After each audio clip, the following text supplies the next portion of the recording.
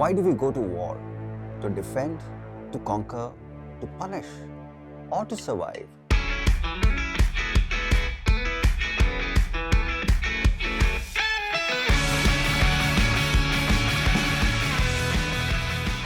From the Iliad to Hiroshima, from trenches to touchscreen drones, war has shaped the course of human history. But if war is so common, does that make it right?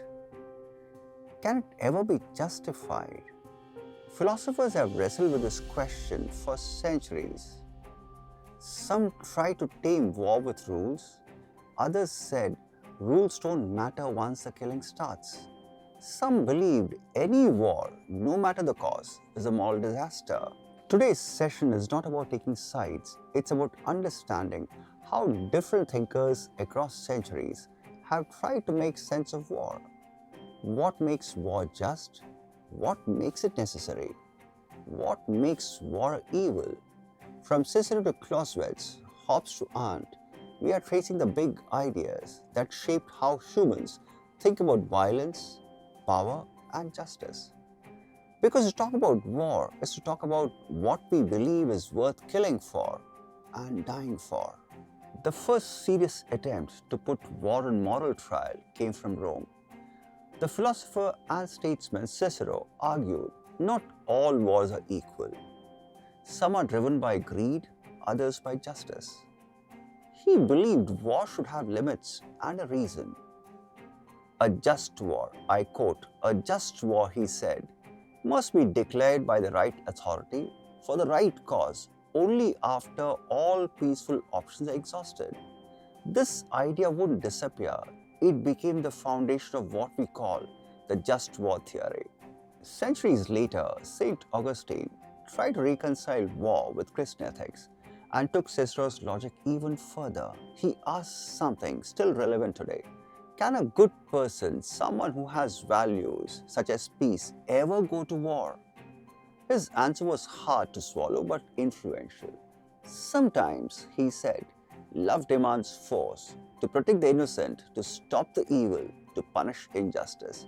War isn't good, but it can be necessary as long as it's fought for the right reasons and with right intentions. But how do we decide what is right?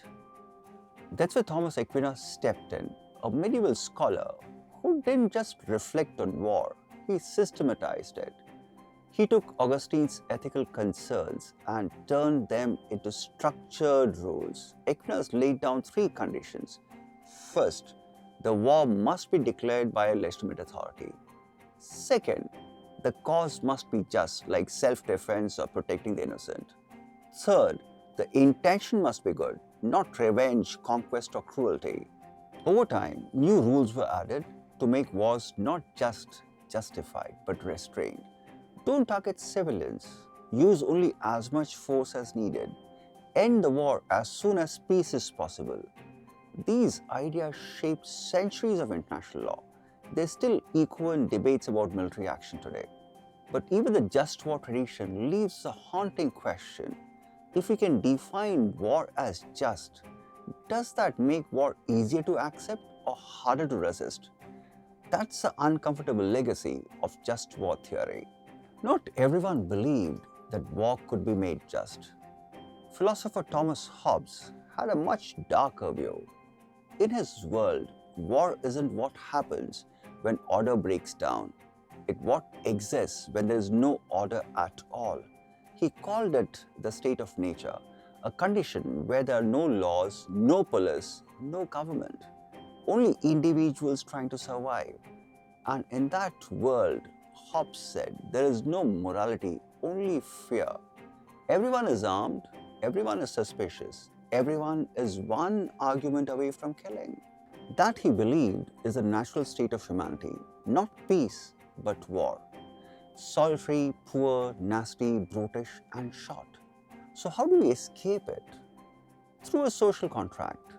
Hobbes believed we give up certain freedoms in exchange for protection from the state.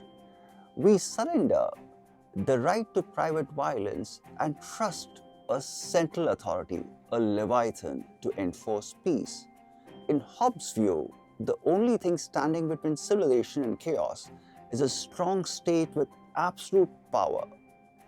And when that power breaks down, when government collapses, we don't fall from peace into war, we return to it. Because for Hobbes, war isn't the exception, it's the default. So the real question isn't, can war be just? The question is, can war ever be avoided? Some philosophers had a different question. They didn't ask whether war was moral. They asked if it was useful. Niccolo Machiavelli wrote during a time of chaos, warring city-states, shifting alliances, backstabbing rulers. He didn't trust idealism. He didn't believe in noble wars. For Machiavelli, the real question was, what keeps power in your hands? If cruelty or war achieves stability, then it's absolutely justified. Because peace without power is just weakness waiting to be conquered. It was a celebration of violence, but it was a warning. If you cling too tightly to morality, you might lose everything. Then came Karl von Clausewitz, a Prussian general and philosopher. He famously wrote, "War is a continuation of politics by other means." For Clausewitz, war wasn't a moral crisis, it was a tool.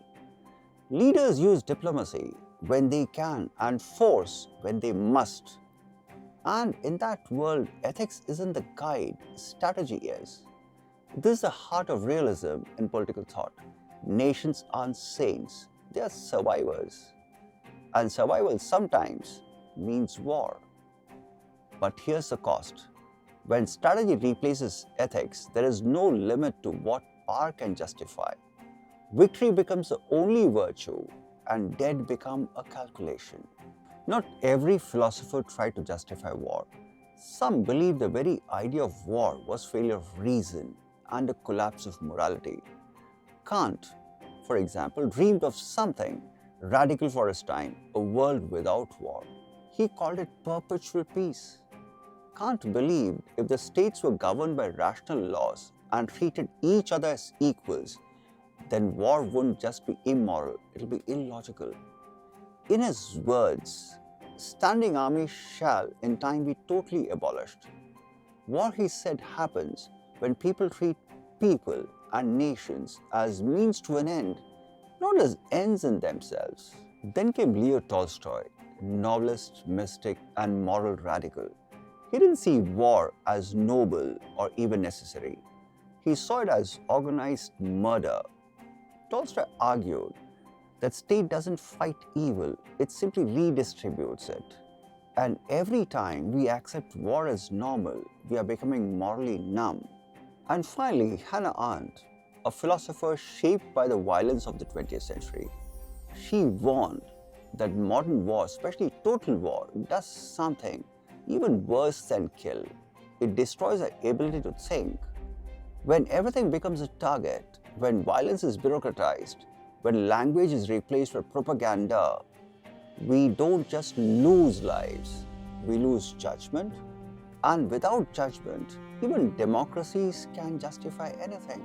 So while some thinkers try to regulate war, others accepted it as reality. Kant, Tolstoy, and Arendt remind us what war costs us, not just in lives but in conscience.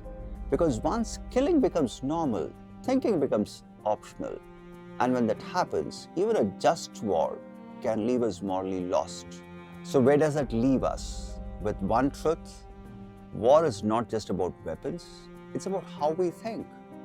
Some philosophers gave war rules, others gave it realism. A few tried to make it unthinkable. And maybe that's the point. Philosophy doesn't tell us which wars are justified. It shows us what we are really justifying when we decide to go to war.